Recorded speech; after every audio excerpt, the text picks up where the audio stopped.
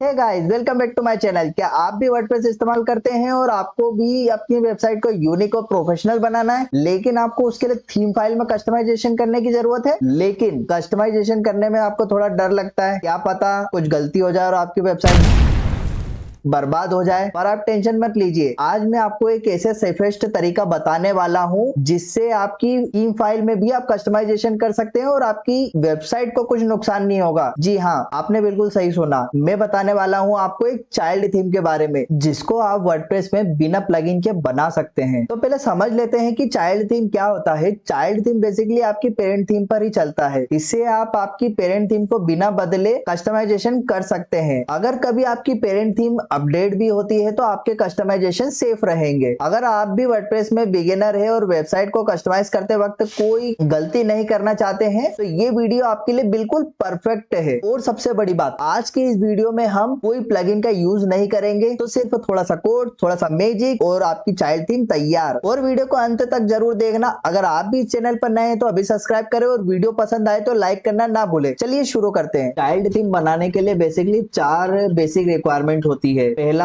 आपका WordPress working condition में install होना चाहिए, चाहे आप होस्टिंग पे इंस्टॉल करो या आपके लोकल होस्ट पे। अगर आपको भी नहीं पता है कि वर्डप्रेस को लोकल होस्ट में कैसे इंस्टॉल करते हैं तो हमारा ये वाला वीडियो देखिए, लिंक आपको डिस्क्रिप्शन में मिल जाएगी। दूसरा, वर्डप्रेस के फाइल और स्ट्रक्चर के आपके बेसिक जानकारी होना चाहिए कि कौन सा फोल्डर किसके अंदर होता है। तीसरा, आप कुछ भी करने से पहले आपकी साइट का बैकअप ले लीजिए, अगर फ्रेश साइट है तो कोई प्रॉब्लम नहीं है। चौथा, आपको CSS और PHP का एक बेसिक नॉलेज होना चाहिए। ठीक है, ये सब चीज आपकी रेडी है। उसके बाद हम चलते हैं कि चाइल्ड थीम कैसे बनाते हैं। तो हम डैशबोर्ड में आ गए हैं। लॉगिन करने के बाद में यहाँ पे हम सबसे पहले चलते हैं हमारे प्लगइन सेक्शन में। तो प्लगइन पे क्लिक करके एक प्लगइन ऐड करते हैं जिससे हम हमारी सारी फाइलें एक्सेस कर सके। आप चाहे तो होस्टिंग के थ्रू भी एक्सेस कर सकते हैं, आपके वहां पे फाइल मैनेजर में जाके। अगर आप ऑलरेडी वर्डप्रेस के थ्रू करना चाहते हैं तो आप यहाँ से भी कर सकते हैं। तो हम यहाँ पे टाइप करते हैं फाइल। ये हम फाइल टाइप करने के बाद में हम यहाँ पे फाइल मैनेजर की ये वाली प्लगइन को इंस्टॉल कर लेते हैं, एक्टिवेट। ठीक है, ये हमारी प्लगइन इंस्टॉल हो गई है। अब हम इसको एक बार ओपन करते हैं तो ये देखिए हमारे सारी वर्डप्रेस की फाइलें हम एक्सेस कर सके, जो भी हमारी रूट डायरेक्टरी में है। चाहे तो आप आपके लोकल होस्ट में भी करना चाहे तो आप लोकल होस्ट में भी कर सकते हैं। लोकल होस्ट में जहां पे आपका ज़ैम्प इंस्टॉल है वो ज़ैम्प में जाना है, htdocs में जाना है, और जो भी आपने फोल्डर बनाया है आपके वेबसाइट का, तो ये देखिए ये सारी फाइलें आप यहाँ से भी एक्सेस कर सकते हैं। वही फाइलें आप यहाँ से वर्डप्रेस के डैशबोर्ड से भी एक्सेस कर सकते हैं। इसको कैंसिल कर देते हैं। अब उसके लिए हमें सबसे पहले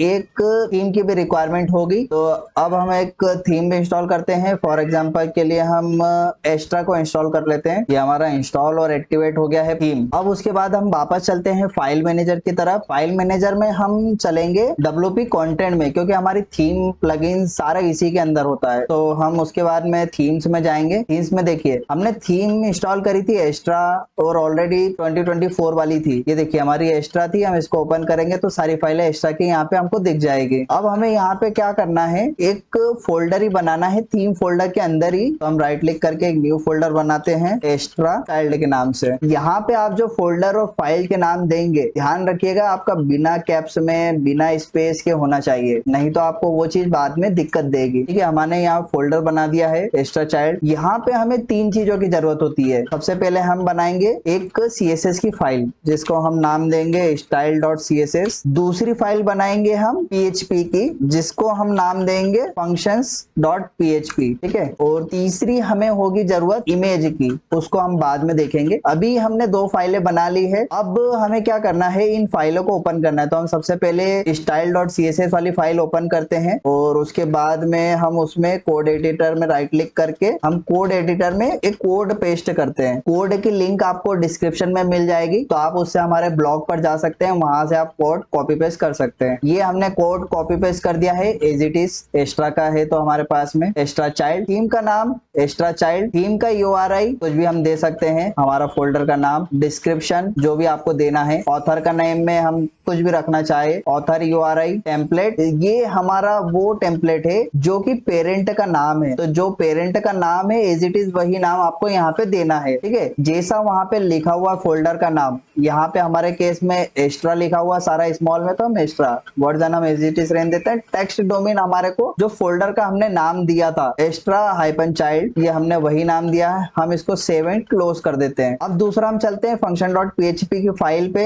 उसको राइट क्लिक करके हम कोड एडिटर से ओपन करते हैं। उसके बाद में हम उसमें डालते हैं ये वाला कोड, इसका भी लिंक आपको डिस्क्रिप्शन में मिल जाएगा। ये कोड हमने फंक्शन डॉट php की फाइल में डाल दिया है, यहाँ से देखेंगे आप, ये देखिए php enqueue parent स्टाइल, ये कमेंट है तो इससे कोई दिक्कत नहीं है। यहाँ से हमारा फंक्शन स्टार्ट होता है, function extra child enqueue style, उस फंक्शन के अंदर हमने स्टाइल को enqueue करा है। पेरेंट से हमारा जो टेम्पल डायरेक्टरी है उसमें स्टाइल डॉट css में, और wp enqueue स्टाइल से एक्स्ट्रा चाइल्ड के अंदर हमारे सारे स्टाइल शीट पेरेंट के थ्रू काम हो जाए। ठीक है, तो ये कोड हमने पेस्ट कर दिया है, इसको भी हम सेव एंड क्लोज कर देंगे। अब देखिए यहाँ पे हमारी दोनों फाइलें रेडी है, हमने इसमें कोड भी डाल दिया है, सेव कर दिया है। अब हम चलते हैं अपीयरेंस में। अपीयरेंस में देखिए यहाँ पे हमारी थीम बनके रेडी हो गई है। इसको एक्टिवेट करने से पहले मैं जो पेरेंट थीम है उसका फ्रंट एंड दिखा देता हूँ। ये देखिए यहाँ पे आपको साइट का टाइटल दिख रहा है, यहाँ फुटर दिख रहा है। अब हम क्या करते हैं, यहाँ पे चाइल्ड थीम को एक्टिवेट करते हैं। चाइल्ड थीम को एक्टिवेट करने के बाद में यहाँ पे देखिए आपका कोई फ्रंट एंड में नहीं दिख रहा है, कुछ भी चेंज नहीं हुआ है, पहले जैसा पेरेंट में दिख रहा था वैसे ही दिख रहा है। अब हम वापस से अपीयरेंस में चलते हैं। यहाँ देखिए यहाँ पे जो 2024 की जो थीम है उसमें भी इमेज है, एक्स्ट्रा वाली फाइल जो पहले की पेरेंट थीम थी उसमें भी इमेज आपको दिख रही है, बट हमारी वाली में नहीं दिख रही है। मैंने जैसा पहले बताया था कि इमेज को हम बाद में सेट करेंगे। तो अब हम वापस से चलते हैं फाइल मैनेजर में। फाइल मैनेजर में आने के बाद में हम चलते हैं हमारा wp कंटेंट के फोल्डर में।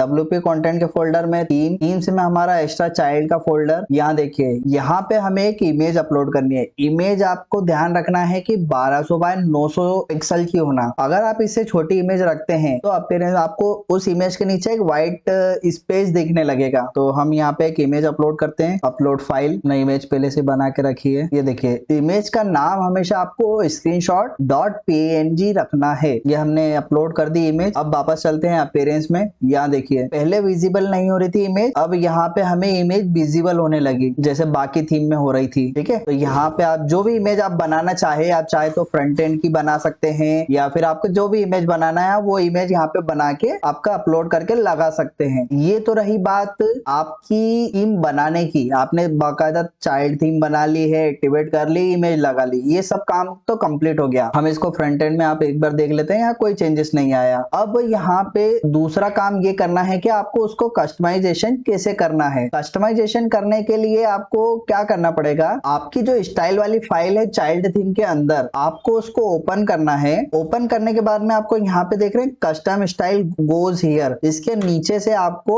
आपकी जो भी CSS वगैरह है वो आपको यहाँ पे पेस्ट करनी है। मतलब यहाँ पे पेस्ट करनी है, या फिर आप कहीं से लिख रहे हैं, या फिर आप डायरेक्टली यहाँ पे लिख भी सकते हैं। ठीक है, तो एग्जांपल के लिए मैं यहाँ पे साइट का टाइटल, जो कि हमारा ये टाइटल है, इसका कलर चेंज करने वाला हूँ। देखिए हमारा साइट का टाइटल का क्लास ये है। क्लास आपको इंस्पेक्ट करके भी मिल जाएगा, सिंपली आप राइट क्लिक करके इंस्पेक्ट मोड ऑन कर सकते हैं। उसमें आपको यहाँ से देखेंगे तो आपको यहाँ पे आप ये साइट का टाइटल एंकर टैग, अभी यहाँ पे इसका कलर ब्लैक है, हम इसका कलर यहाँ पे रेड करने वाले हैं। सेव एंड क्लोज करेंगे, उसके बाद में हम इसको रिफ्रेश करेंगे तो देखिए हमारा कलर ब्लैक से रेड हो गया है। ठीक है, तो ऐसे और भी आप यहाँ पे CSS लगा सकते हैं, जो भी आपको चेंजेस करना है। अब उसके बाद में ये तो रहा कि आपने साइट टाइटल का कलर चेंज कर दिया। अब मान लीजिए कि मुझे साइट का पूरा ग्लोबल कलर ही चेंज करना है, तो सबसे पहले मैं आता हूँ हमारे फ्रंट एंड पर, राइट क्लिक करके इंस्पेक्ट करते हैं। यहाँ पे आप स्क्रॉल करके नीचे आएंगे तो यहाँ पे रूट डायरेक्टरी वाले ग्लोबल कलर दिखेंगे एक्स्ट्रा के। देखिए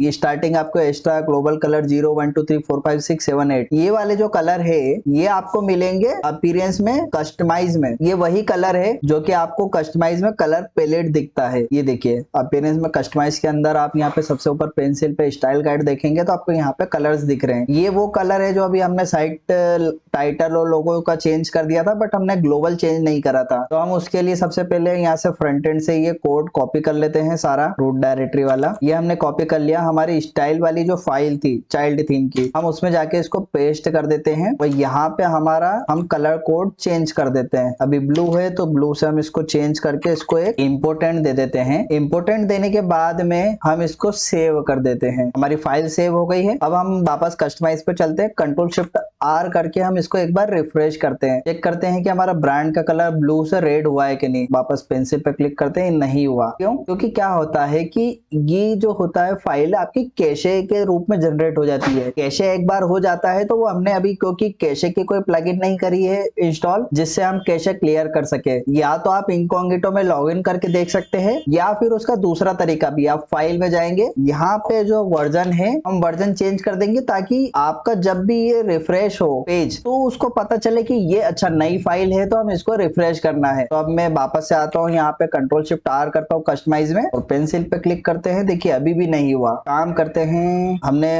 वर्जन चेंज करके देख लिया, हम इसको इनकॉग्निटो में लॉगिन करके चेक कर लेते हैं हमारी वेबसाइट को। अपीयरेंस में चलते हैं, कस्टमाइज में हम जाके देखेंगे तो ये देखिए हमारा कलर चेंज हो गया। हमने इनकॉग्निटो में करा, इसके लिए यहाँ पे कलर चेंज हमको यहाँ पे दिखने लगा, बट यहाँ पे हमें नहीं दिख रहा था क्योंकि यह कैशे का कारण हो रहा था। कैशे जनरेट हो गया था, इसलिए हम कैशे की प्लगइन डाल के उसको क्लियर करते और फिर चेक करते तो हमें हाथों हाथ दिख जाता। यहाँ देखिए अभी भी चेंज नहीं हुआ। ठीक है, तो ऐसे करके आप अलग अलग स्टाइल्स आपकी स्टाइल शीट में डाल के आप उसको चेंज कर सकते हैं। अब हम चलते हैं, मान लीजिए कि हमें कोई एक बेसिक सी फंक्शनलिटी ऐड करना है, तो उसको कैसे करेंगे? फंक्शनलिटी ऐड करना है तो सिंपल सी बात है कि हमको function.php वाली फाइल में एडिट करना पड़ेगा क्योंकि वो हमारे स्टाइल तो है नहीं। तो हम वापस चलते हैं function.php में, उसको कोड एडिटर में ओपन कर लेते हैं। जो भी नई फंक्शनलिटी का कोड अपने को करना है वो सारा का सारा हमारे function.php में जो पहले से कोड है उसके नीचे से आएगा। अब हमें फंक्शनलिटी क्या ऐड करना है, मान लेते हैं कि हमारा जो अपीयरेंस का सेक्शन है विजेट वाला, उसमें हमें यहाँ पे ये जो ऑप्शन है मेन, हेडर, फुटर 1, फुटर 2 और इनएक्टिव विजेट, इसके अलावा हमें एक और विजेट सेक्शन चाहिए। तो हम वापस हमारी फाइल पे चलते हैं और हमारे को यहाँ पे उसका एक कोड डालते हैं। ये कोड आपको ऑलरेडी मिल जाएगा डिस्क्रिप्शन में, इसकी भी लिंक अवेलेबल है, ब्लॉग में से आप कॉपी पेस्ट कर सकते हैं कोड को। इसको सेव एंड क्लोज कर लेते हैं। अभी यहाँ पे देखिए मेन साइड बार के ऊपर कुछ भी नहीं है। अब हम कोड डालने के बाद में इसको रिफ्रेश करते हैं। रिफ्रेश करने के बाद में देखिए हमारा यहाँ कस्टम विजेट एरिया एक जो हमने अभी कोड के थ्रू ऐड करा है, ये हमारा कस्टम विजेट एरिया नाम का, वो हमने यहाँ पे ऐड कर दिया है। इसको देखिए आप, यहाँ से ये नया विजेट ऐड हो गया है। हम यहाँ से जो भी हमको ऐड करना है वो कर सकते हैं। तो दोस्तों आज के लिए बस इतना ही। आपने ये देखा कि कैसे आप बिना प्लगइन से चाइल्ड थीम बना सकते हैं और उसको कस्टमाइज कर सकते हैं, वो भी पूरी फ्लेक्सिबिलिटी के साथ में। अगर आपको ये वीडियो पसंद आई तो लाइक करना ना भूले और अभी तक आपने चैनल को सब्सक्राइब नहीं करा है तो चैनल को सब्सक्राइब करें। अगला वीडियो भी हमारा काफी इंटरेस्टिंग होगा।